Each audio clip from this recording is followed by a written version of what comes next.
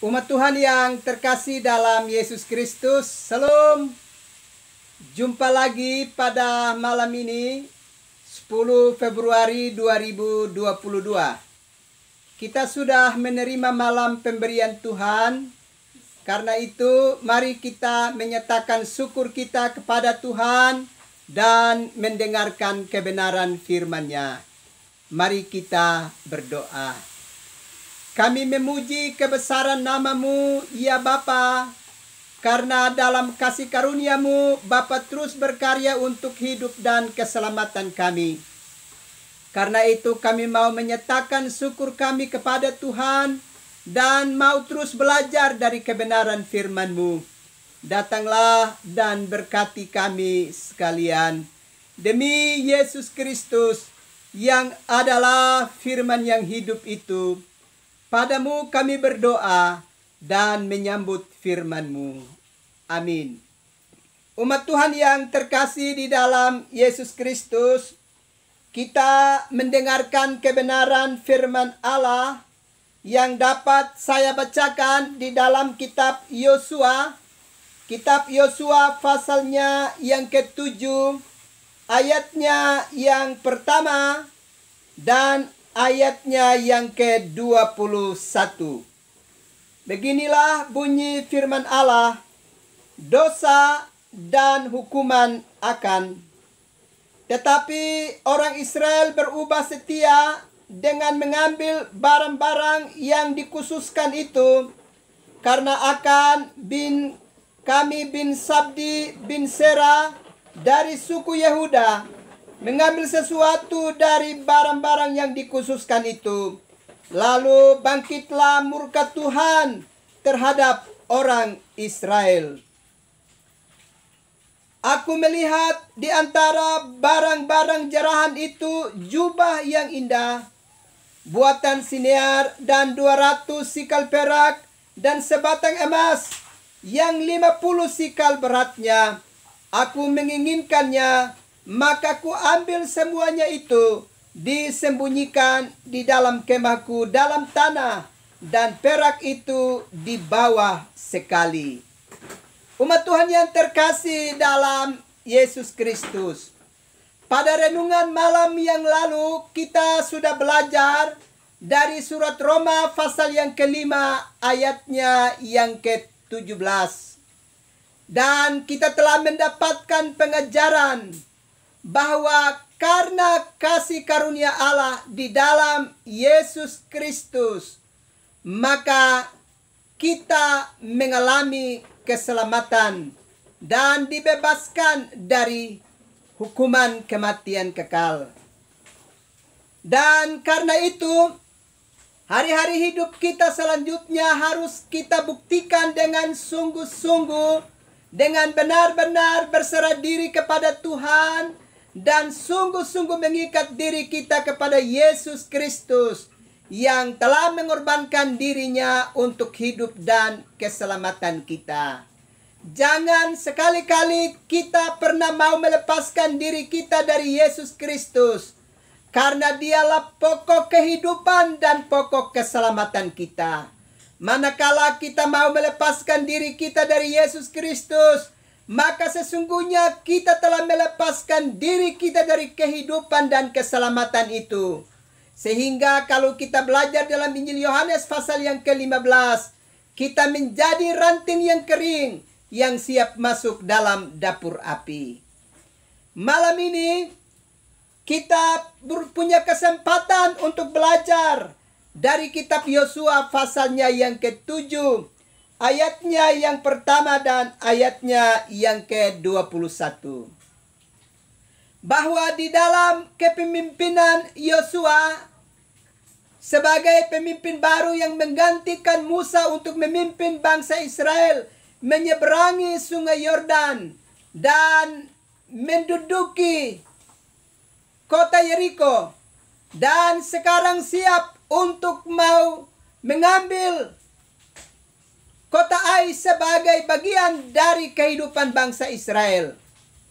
Tetapi ternyata dalam proses perjalanan waktu itu, umat Israel tidak lagi menunjukkan kesetiaan mereka dan ketaatan mereka kepada Allah untuk ingat dengan baik seluruh peringatan-peringatan yang sudah diingatkan kepada bangsa itu. Karena itu, kalau kita baca bagian ini secara keseluruhan, dari pasal 7 ayat pertama sampai dengan ayatnya yang ke-26, maka di saat bangsa Israel berhadapan dengan Ai, ternyata mereka mengalami kekalahan karena cukup banyak mereka yang dibunuh dan mereka dikejar sehingga mereka tidak bisa dapat memasuki negeri itu. Dan ternyata sebab musabab dari kekalahan dari bangsa Israel adalah mereka tidak setia pada janji Allah. Dalam perjalanan itu Israel ternyata telah membelakangi Tuhan. Rupanya bahwa karena kemenangan demi kemenangan yang telah mereka raih, itu membuat mereka menjadi orang-orang yang sombong dan angkuh dalam hidup mereka, dan tidak lagi menghormati Tuhan di dalam seluruh proses kehidupan yang masih harus mereka jalani. Padahal Allah sudah memperingatkan Yosua dan bangsa itu supaya mereka tidak boleh menyimpang ke kanan dan ke kiri, tapi mereka benar-benar mesti taat pada hukum-hukum Tuhan dan pada perintah-perintah Tuhan, supaya mereka bisa mengalami kemenangan dalam proses dan perjuangan untuk memasuki dan menduduki negeri perjanjian itu. Tetapi sayangnya dalam perjalanan waktu, umat itu tidak lagi menunjukkan kesetiaan kepada Tuhan. Dan kalau kita baca bagian kitab suci tadi pada ayat yang pertama dari pasal 7 kitab Yosua, dengan jelas, tetapi orang Israel berubah setia dengan mengambil barang-barang yang dikhususkan itu, karena Akan bin Kami bin Sabdi bin Sera dari suku Yehuda mengambil sesuatu dari barang-barang yang dikhususkan itu. Lalu bangkitlah murka Tuhan terhadap orang Israel. Ternyata Akan, salah satu dari suku Yehuda itu, bertindak tidak lagi menurut kehendak Tuhan. Dia melanggar perintah Allah di dalam kehidupannya. Karena itu, kita bisa perhatikan di sini bahwa bangsa itu siap menerima murka dari Tuhan bagi kehidupan mereka. Perhatikan baik-baik bagian ini. Satu orang dari suku Yehuda yang melakukan kekejian dalam hidupnya, yang tidak taat pada firman dan kehendak Allah, maka seluruh bangsa itu harus dimurkai oleh Tuhan. Ini menjadi peringatan bagi kita untuk kita waspadai di dalam perjalanan hidup ini, bahwa di dalam satu kesatuan hidup kita sebagai umat Allah, kalau ada satu di antara kita yang melakukan pelanggaran, maka ternyata menurut bacaan kitab suci tadi, seluruh kesatuan kita dimurkai oleh Tuhan. Karena itu Bapak Ibu saudara-saudara yang terkasih dalam Yesus Kristus, di saat bangsa itu dimurkai oleh Tuhan, maka Yosua sebagai pemimpin yang memimpin bangsa itu mengambil tindakan. Dia segera bergegas untuk menghampiri Tuhan, dan dia menyatakan permohonan dan minta pengampunan dari Tuhan untuk kehidupannya dan bangsanya, sebab mereka telah melakukan penyelewengan. Dan karena itu Allah mengingatkan kepada Yosua supaya dia harus memanggil bangsa itu dan mengingatkan kepada mereka dengan tegas, sekaligus memeriksa satu persatu semua mereka yang telah berlaku curang dalam perjalanan dan proses hidup itu harus mengalami hukuman dari Tuhan.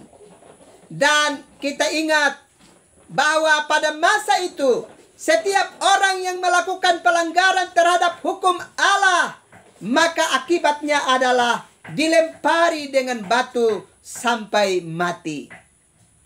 Karena itu kalau kita perhatikan di dalam bacaan ini, kalau kita baca terus Yosua pasal 7 ayat pertama sampai dengan ayat yang ke-26, maka akan bersama dengan keluarganya harus dilempari dengan batu sampai mengalami kematian. Ternyata kalau kita belajar dari kitab Yosua ini, rantai kejahatan itu harus diputuskan. Dan orang-orang yang telah melakukan tindak kejahatan dan tindakan-tindakan yang tidak lagi sesuai dengan kehendak Allah, mereka harus mendapatkan hukuman kematian. Allah mau memutuskan rantai dosa itu, rantai kejahatan itu dengan tindakan yang sangat mengerikan. Dan itu telah terjadi bagi kehidupan akan sekeluarga.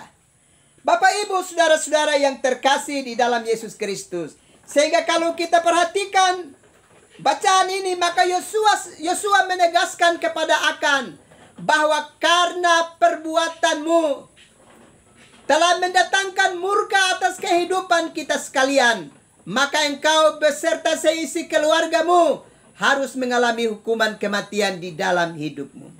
Pada akhirnya Akan dan keluarganya harus dipisahkan dari persekutuan umat Allah yang besar itu, dengan cara melempari Akan dengan keluarganya dengan batu sampai mengalami kematian. Ini tentu hukuman yang sangat mengerikan yang harus kita waspadai di dalam hidup ini. Bapak, Ibu, saudara-saudara yang terkasih di dalam Yesus Kristus, dari perenungan ini kita dapat belajar beberapa hal. Pertama, kalau Allah sudah menempatkan kita di bumi ini, itu berarti Allah juga telah berjanji untuk memelihara kehidupan kita, untuk kelanjutan hidup kita di bumi ini. Karena itu tugas kita adalah menunjukkan kesetiaan dan ketaatan kita kepada Tuhan. Ini hal pertama yang harus kita ingat di dalam kehidupan kita.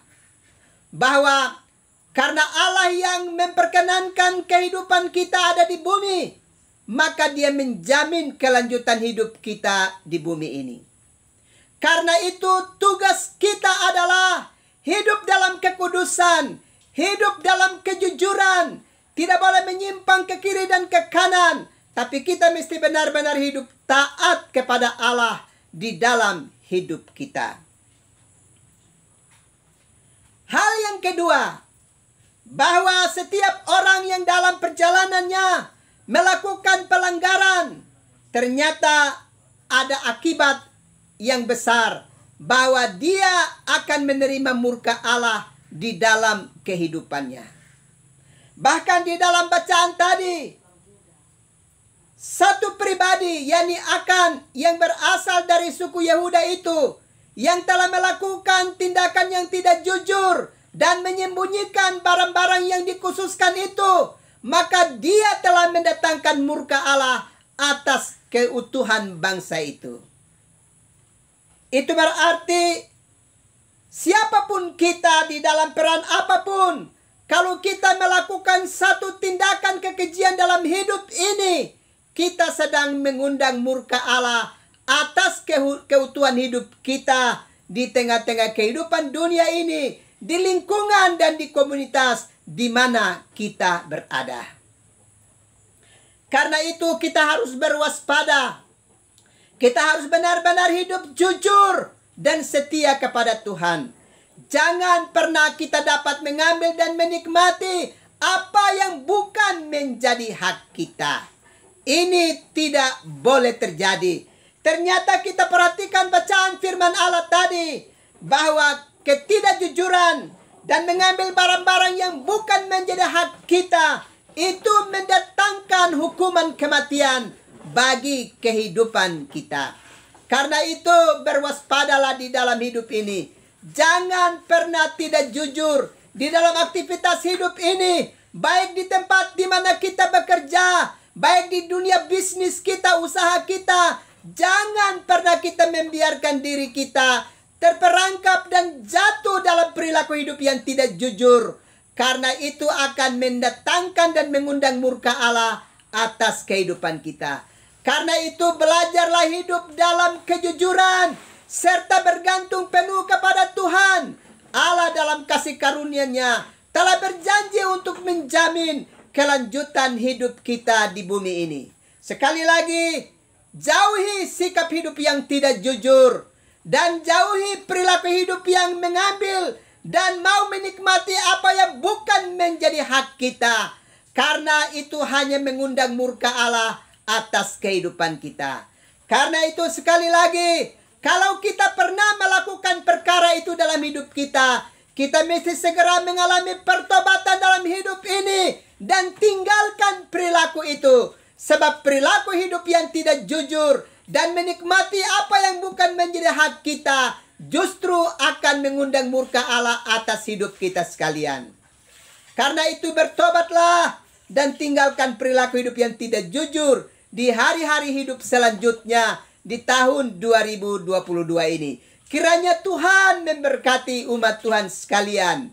Amin. Mari kita berdoa. Segala puji, hormat, dan sembah kami nyatakan ke hadapan hadirat-Mu Bapa. Kami bersyukur Bapa terus melawat kami dengan kebenaran firman-Mu. Karena itu biarlah kami punya telinga untuk mendengarkan kebenaran firman-Mu. Dan kami mampu menyimpan itu dan melakukan firman-Mu di dalam keseharian hidup kami. Sehingga kami tidak lalai dan menyimpang dari kehendak-Mu di dalam hari-hari hidup kami selanjutnya. Terima kasih Bapa untuk firman-Mu yang terus melawat kami pada setiap malam.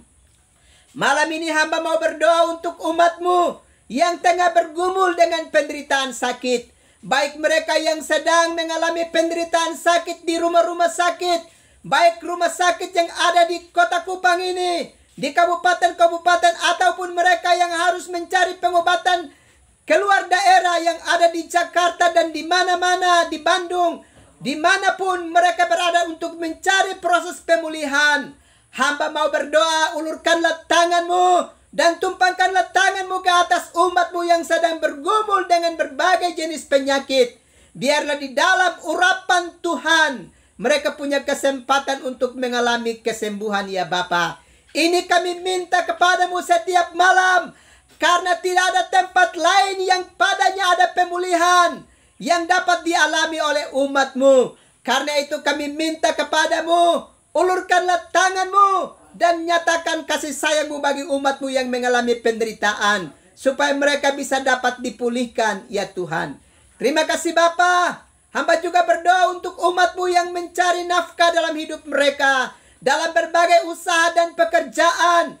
Engkaulah sumber berkat. Engkaulah sekaligus menjadi ibu yang membagi berkat untuk kehidupan umat manusia. Karena itu bukalah pintu anugerah-Mu dan berikanlah bagian berkat untuk setiap orang yang berjuang di dalam berbagai usaha dan pekerjaan mereka. Baik mereka yang berusaha di darat maupun mereka yang berusaha di laut sebagai para nelayan. Seluruhnya biarlah Allah membuka pintu berkat-Mu dan mengalirkan berkat-Mu untuk memberkati umat-Mu sekalian. Sehingga umat-Mu benar-benar hidup dari berkat-Mu ya Bapa. Hamba juga berdoa untuk gereja-Mu melalui para pendeta, para penatua diaken, pengajar, dan para penginjil serta seluruh pelaku pelayan dalam gereja-Mu yang berdiri atas nama-Mu untuk mewartakan warta keselamatan dan seruan pertobatan bagi umat-Mu. Perlengkapilah para pelaku pelayanan dalam gereja-Mu dengan kuasa dan hikmat-Mu yang besar, supaya mereka benar-benar berdiri atas nama-Mu untuk mewartakan warta keselamatan dan seruan pertobatan. Terima kasih Bapa. Demikian juga umat-Mu yang terus mendengarkan warta keselamatan yang diberitakan kepada mereka. Kiranya mereka benar-benar memiliki telinga untuk mendengarkan kebenaran firman-Mu dan berkeputusan untuk tinggalkan hari-hari hidup yang tidak berkenan dan melakukan perkara-perkara kehidupan yang berkenan kepadamu Bapa. Sehingga sungguh-sungguh nama-Mu terus dipermuliakan ya Bapa. Terima kasih Tuhan. Bangsa dan negara kami dan pemerintah kami, Bapak Presiden Joko Widodo, Bapak Gubernur, Wali Kota, di mana kami menjadi bagiannya. Kami mau berdoa, Roh takut akan Tuhan kiranya mewarnai kepemimpinan para pemimpin bangsa kami, sehingga mereka menyelenggarakan kepemimpinan bangsa ini dalam roh takut akan Tuhan, sehingga sungguh-sungguh melakukan berbagai hal yang menolong untuk kehidupan bersama. Juga semua kami sebagai rakyat yang hidup bersama di Rumah Bersama Indonesia, biarlah kami memiliki roh takut akan Tuhan, dan juga kami memiliki roh cinta kasih untuk hidup dalam damai satu dengan yang lainnya, sehingga kami tidak saling mendatangkan penderitaan, sehingga kami saling menciderai satu terhadap yang lain di Rumah Bersama Indonesia ini. Terima kasih Tuhan. Malam sudah menjadi bahagian buat kami. Kami akan beristirahat malam ini. Karena itu kami minta kepadamu, datanglah dan berkati kami sekalian, supaya kami dapat beristirahat dengan aman. Ini doa kami, ini sembah kami, demi Yesus Kristus yang adalah Tuhan dan Juru Selamat bagi hidup kami. Padamu kami berdoa dan mengucap syukur. Amin. Umat Tuhan yang terkasih dalam Yesus Kristus, selamat malam, selamat beristirahat. Tuhan pasti terus melindungi dan memberkati umat Tuhan sekalian. Salam.